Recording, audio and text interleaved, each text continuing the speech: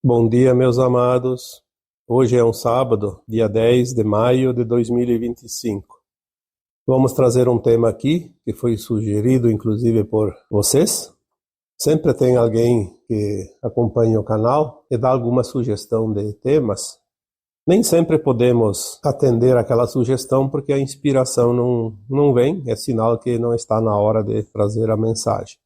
Mas quando vem a sugestão da minha equipe espiritual, então colocamos aqui para vocês os temas, já que são tantos, e às vezes, apesar da grande quantidade de assuntos que podemos abordar, tem certos momentos que ficamos pensando o que vamos trazer. Sem a conexão com esta consciência mais elevada que nos dá as dicas e as informações, nós ficaríamos limitados ao conhecimento, como um ser humano qualquer, comum, e os assuntos seriam muito mais restritos. E assim nós vamos buscando também as informações, porque quando chega a informação do alto, essas informações também contribuem para o conhecimento não só de quem acompanha aqui o canal, mas também o próprio conhecimento meu, principalmente. E é assim que nós evoluímos. Hoje nós vamos trazer o tema sobre as mães que perdem seus filhos. Já foi dito em algumas oportunidades que a dor ela é relativa à situação e àquele que sente. Às vezes uma situação idêntica para pessoas diferentes, a dor ela é diferente também. Porque o sentir não é igual para duas pessoas. Por mais parecido que seja, ele sempre é diferente. Entre as dores, alguém uma vez dizia ou disse, talvez a dor mais difícil que uma pessoa possa sentir é a dor do parto. Sim, eu concordo que a dor do parto é uma dor, embora uma dor misturada com alegria, porque é óbvio que no parto uma mãe está muito feliz por estar trazendo à vida mais uma alma, um filho seu, para esta encarnação. Mas existe uma dor ainda maior. E esta eu posso dizer que é bem provável que não há outra mais intensa, mais profunda e até às vezes mais duradoura. A dor da perda de um filho. Ela é muito dura para um pai, mas ela ainda é mais dura para uma mãe, porque a mãe gerou aquela criatura, acolheu no seu ventre por 9 meses, pegou nos seus braços muito mais do que qualquer outra pessoa, amamentou muitas vezes, obviamente que em algumas, às vezes não há essa possibilidade, mas é a mãe que cuida mais da criança, porque é sempre assim. A fêmea é a que cuida primeiro. Isso inclusive nos animais. Geralmente a fêmea tem um cuidado maior do que o macho. Então, entre os seres humanos, a mulher, a mãe, sempre é aquela que cuida mais, que acolhe mais, que tem uma ligação maior. Tanto é que a criança, para vir ao mundo, ela fica no ventre da mãe, ligada ao cordão umbilical. É como se fosse um pedaço de si mesma, cada filho que ela coloca no mundo. Aqui nós falamos de perda, mas nós sabemos que a morte não existe, então não haveria perda. Até porque ninguém é de ninguém. Os filhos estão nossos filhos, não são nossos filhos propriamente ditos, porque Em cada encarnação nós temos a nossa prole. E se temos centenas de encarnações, temos milhares de filhos espalhados por aí, não sabemos onde estão, porque não lembramos. Mas temos uma ligação muito forte com os do agora, porque estamos vivendo o agora. Quando as pessoas dizem, perdi meu filho, perdi meu pai, perdi minha mãe, perdi meu irmão. Não, nós não perdemos. Apenas houve um afastamento temporário. Vamos começar a entender a vida como ela é. Pois a morte é do corpo físico, não é da alma. Mas para ficar mais prático, vamos continuar aqui sobre a sugestão. As mães que perdem seus filhos.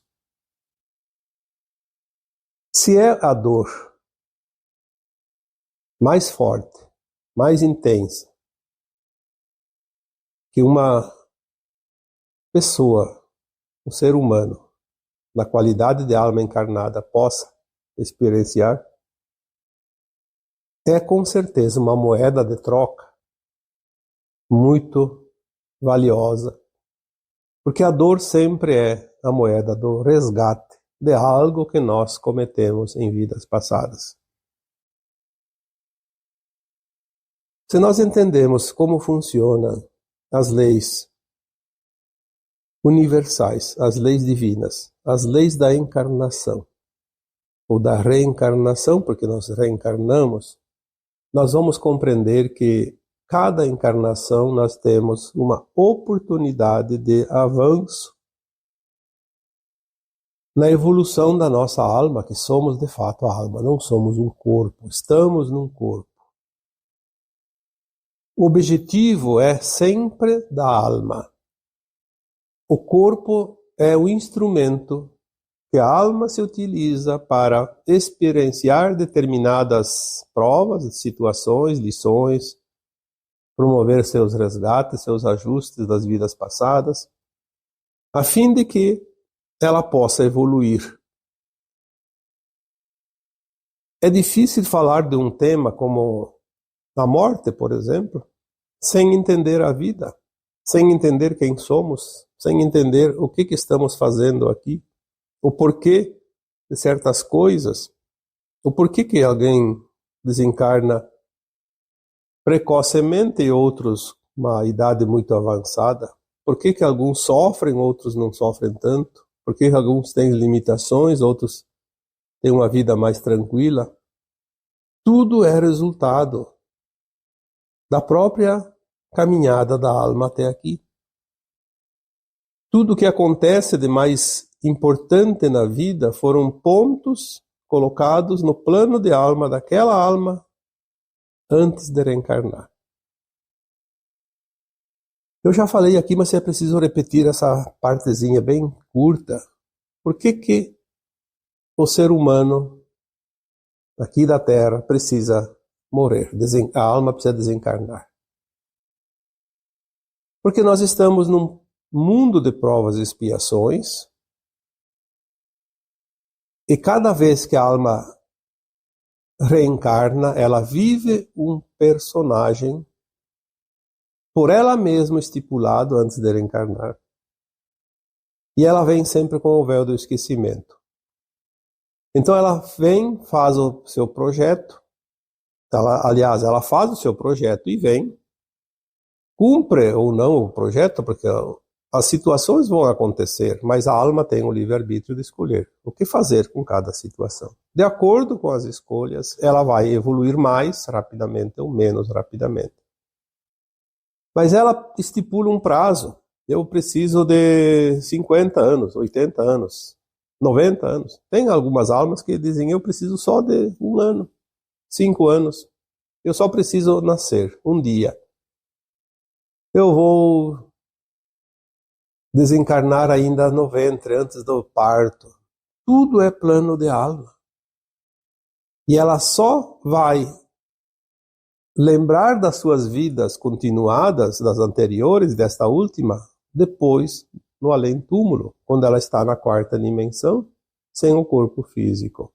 Por isso, as almas precisam desencarnar para autoavaliar a sua caminhada e fazer um novo propósito. Obviamente, depois de um tempinho, ela fica sempre um certo tempo no plano astral, se preparando, inclusive,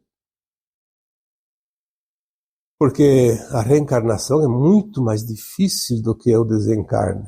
O desencarne é como pegar no sono. Nem se nota. Mas a reencarnação é um preparo bastante longo que a alma faz antes de vir para a matéria. Então o desencarne da alma é necessário para essa avaliação, porque ela recupera a memória das vidas passadas, faz a sua autoavaliação e encaixa um novo projeto para o futuro, e obviamente ela tem a visão do futuro. Um certo tempo que ela encaixa uma encarnação. Ela tem, vamos supor, uma visão lá de 100, 200 anos. Então ela vai dizer assim, eu vou encarnar em tal ano, em tal lugar, nessas condições, e vou ter esses pontinhos do meu projeto para passar. Eu quero que aconteça essas coisas para que eu possa, de fato, evoluir. Independente das escolhas, sempre haverá oportunidades, mais ou menos. Quanto melhor for a escolha, melhor é o resultado.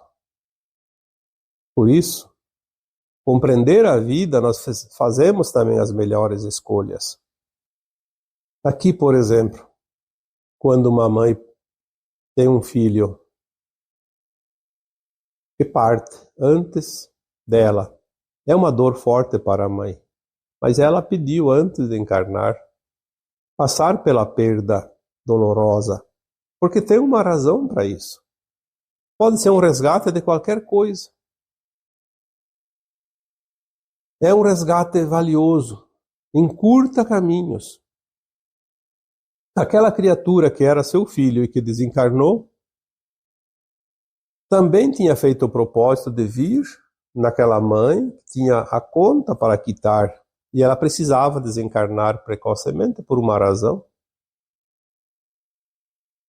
Muitas vezes a morte prematura significa, não é regra geral, mas tem uma grande possibilidade daquela alma que desencarna precocemente ser uma alma suicida de vidas passadas. Ela vem e completa o tempo que faltava naquela primeira vida que ela encurtou por livre escolha. Vamos supor que uma alma numa vida passada tenha se suicidado aos 50 anos e ela tinha que viver até os 60. Sobrou 10 anos para aquela etapa. Então ela vem e diz, eu vou e completo, depois eu volto a ter uma vida normal. Porque se ela não completa, ela pode ter um risco grande de falhar novamente, porque ela vai ter que passar pela prova do suicídio da mesma maneira que ela falhou. Na mesma idade, nas mesmas condições, pelos mesmos motivos.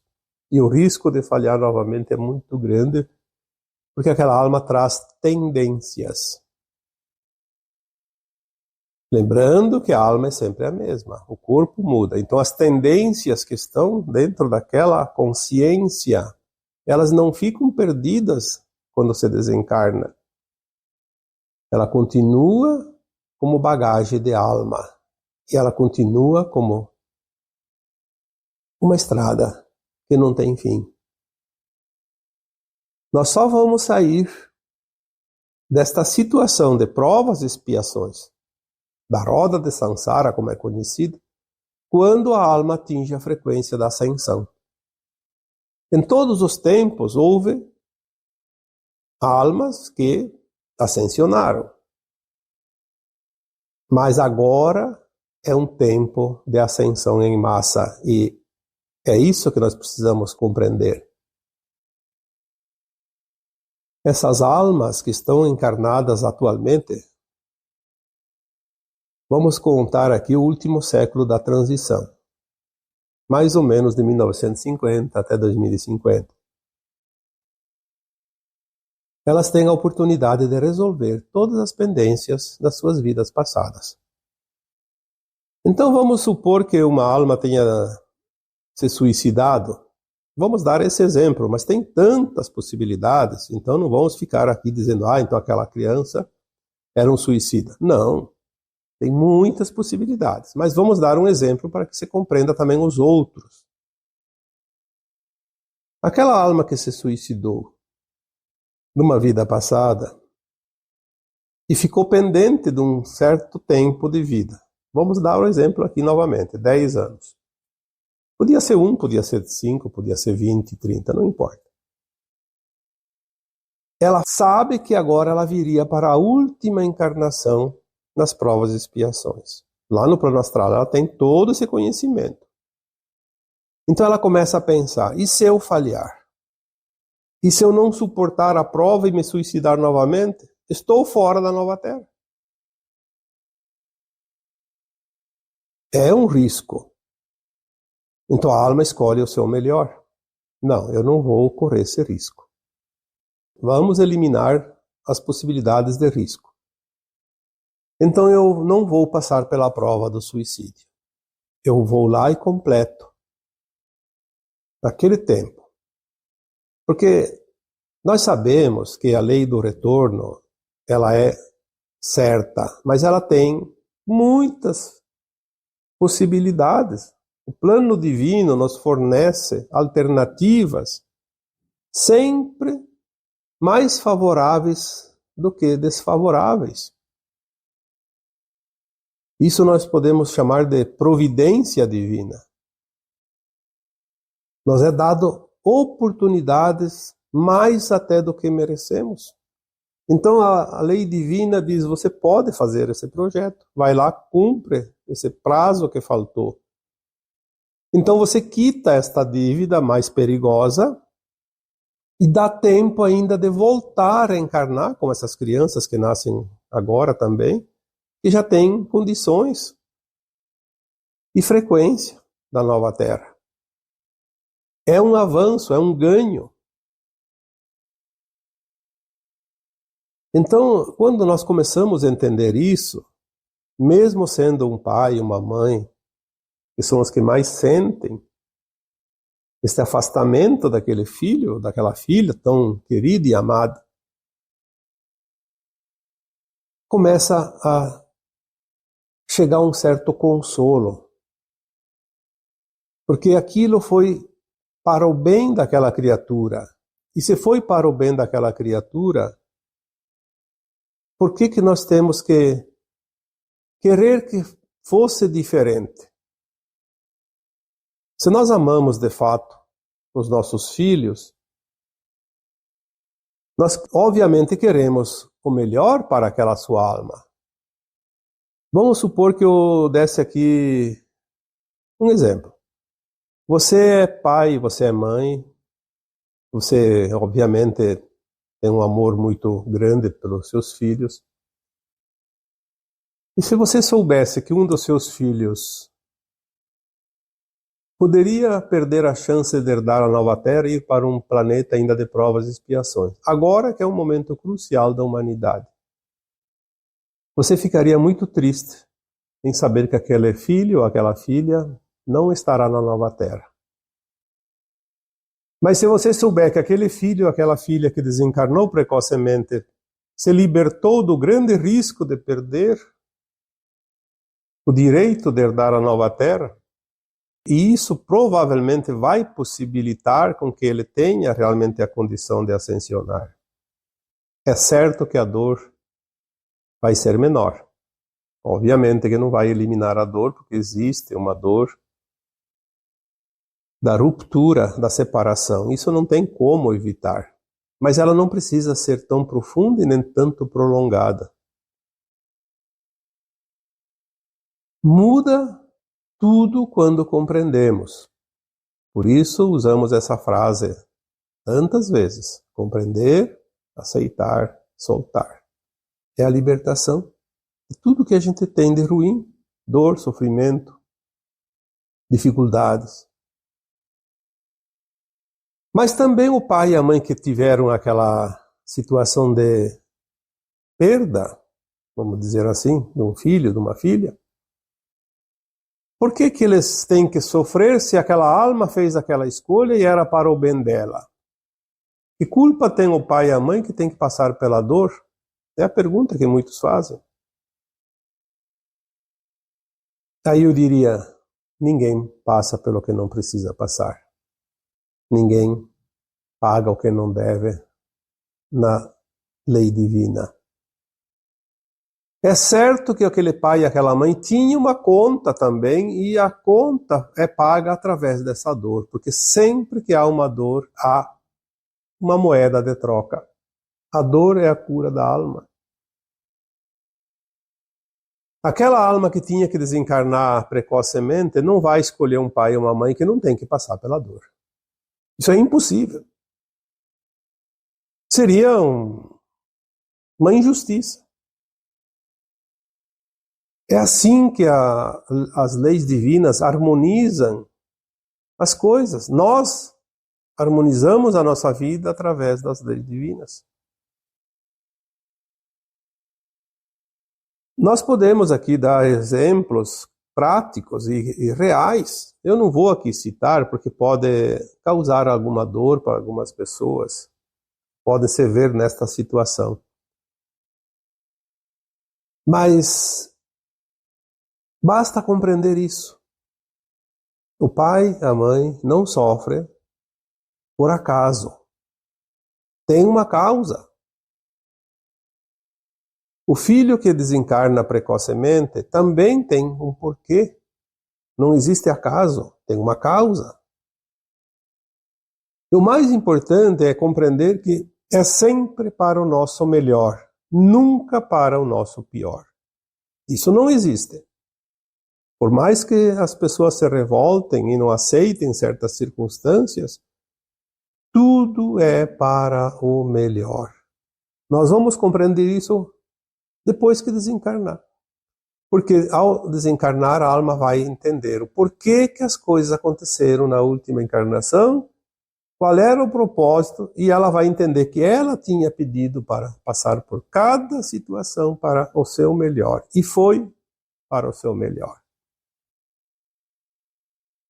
É claro que nós temos dificuldade, às vezes, de compreender certas coisas.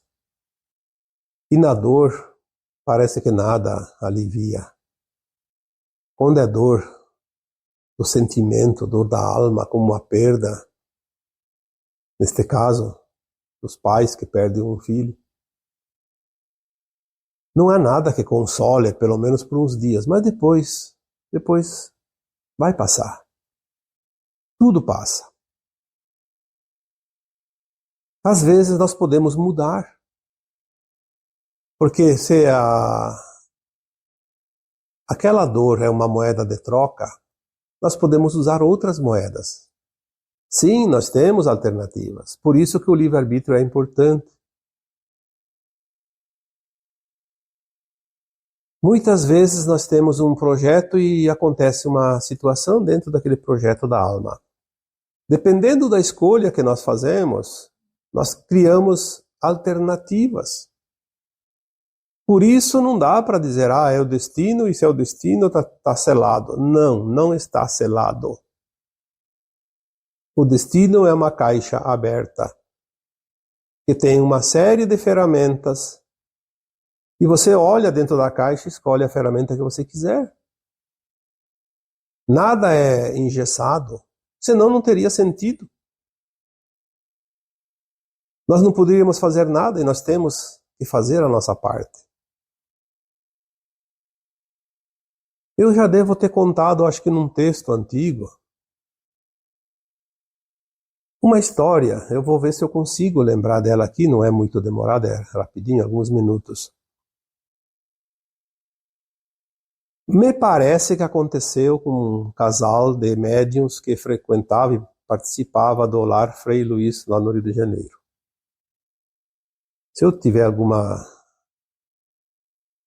troca de coisas aqui, me perdoem, mas é mais ou menos essa história. Se não tivesse acontecido lá, teria sido em outro lugar, mas esta história é verdadeira. Ela é contada pelos próprios membros da história. E tem muitos fatos interessantes neste centro, Lar Frei Luís, que é um centro muito antigo.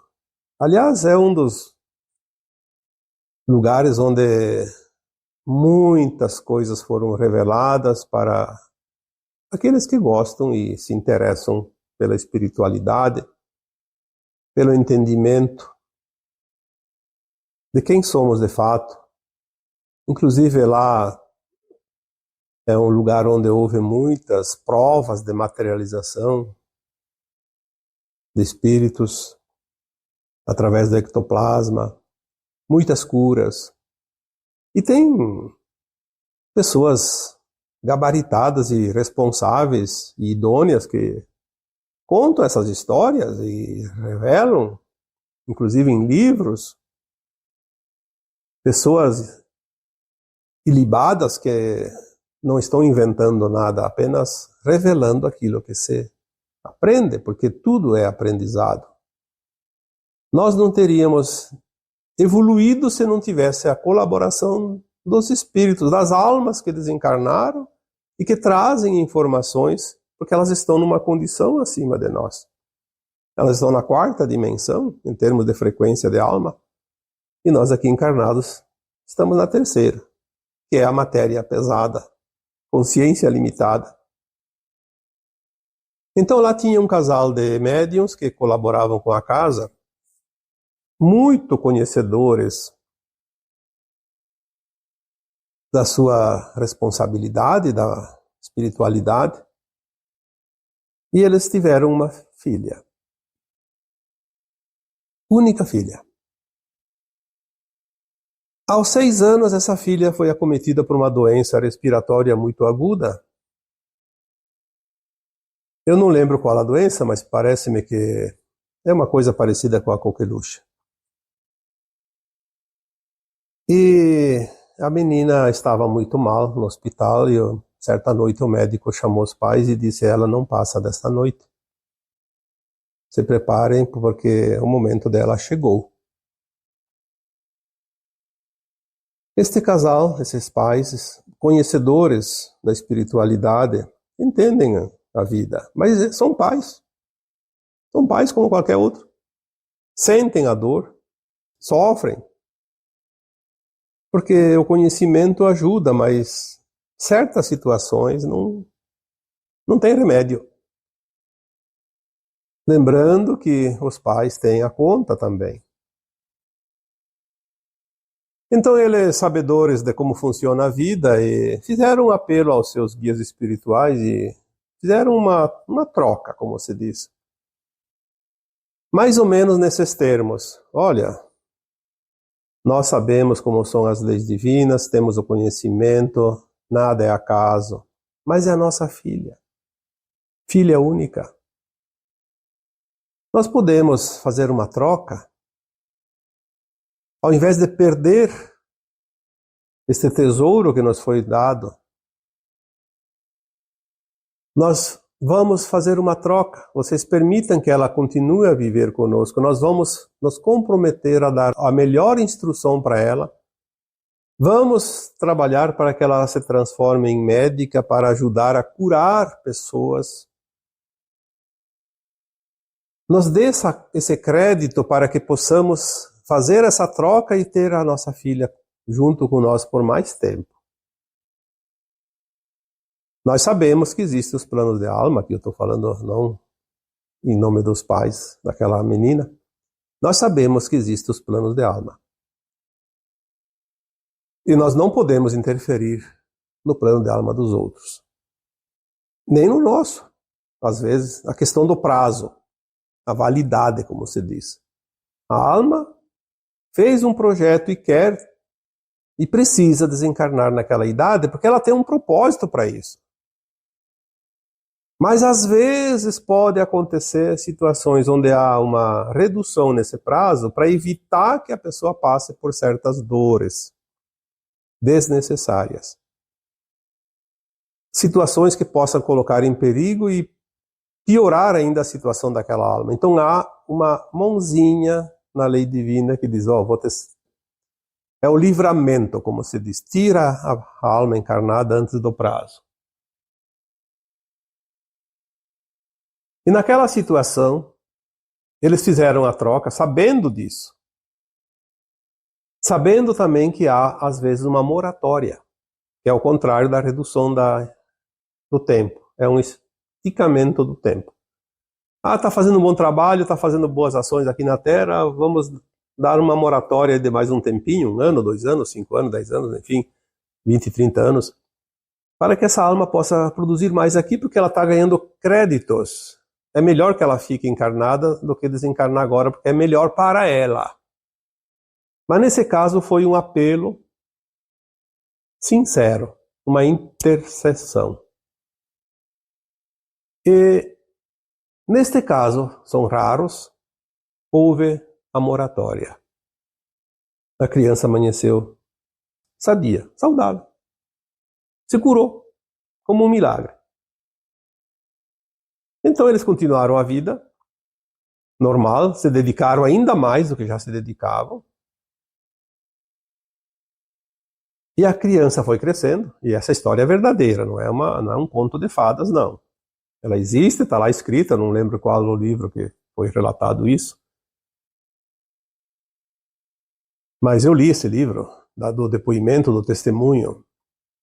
E ela foi crescendo e, de fato, como os pais se comprometeram, já era um casal muito afinado com a espiritualidade, se afinaram ainda mais, se empenharam ainda mais, deram o melhor do ensinamento, tanto moral como escolar para essa criança, e colocaram ela na faculdade de medicina. Ela se formou médica e estava já trabalhando e era uma das melhores médicas daquele hospital. Não sei onde é que ela foi trabalhar, não lembro. Acho que era um hospital, obviamente. E alguns anos depois que ela estava formada, pouco tempo, me parece que foi aos 25 anos, ela começou a namorar um rapaz e logo no começo do namoro teve uma desilusão amorosa tão grande e ela se suicidou. Após o suicídio da filha, esse casal entendeu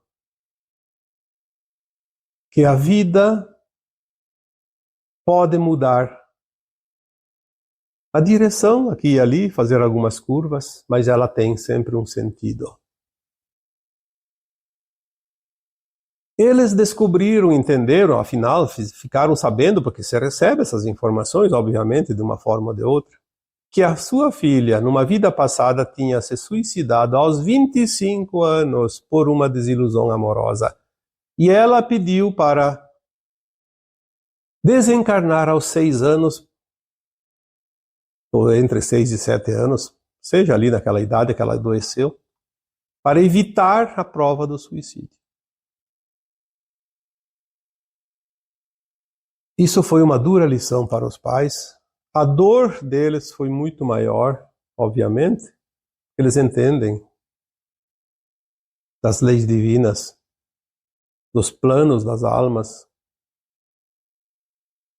Aí às vezes acontece uma situação dessas e a gente pergunta por quê? Por que então a lei divina permitiu isso se foi para o pior daquela criatura? E o pior para os pais? Porque eles ficaram culpados.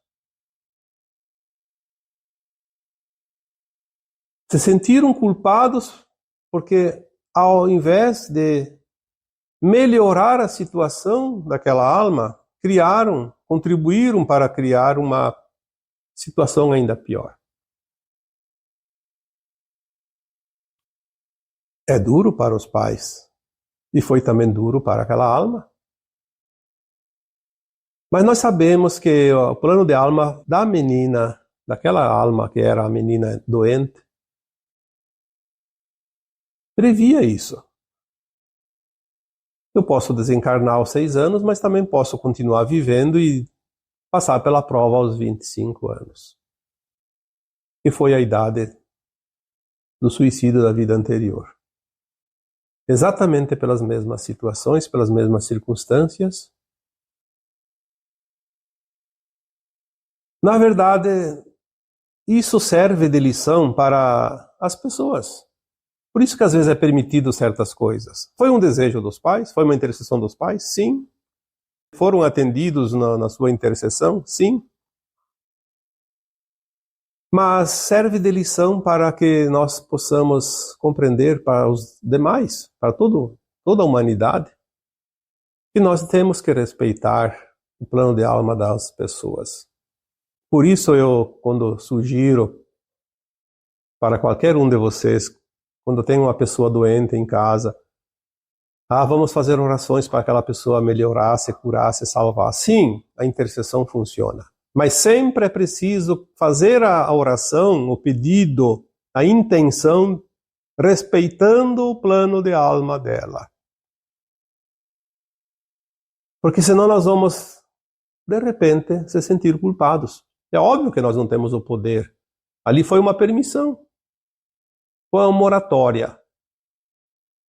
Mas é bom que a gente tenha essa consciência que nós temos que respeitar o plano de alma dos outros. Então,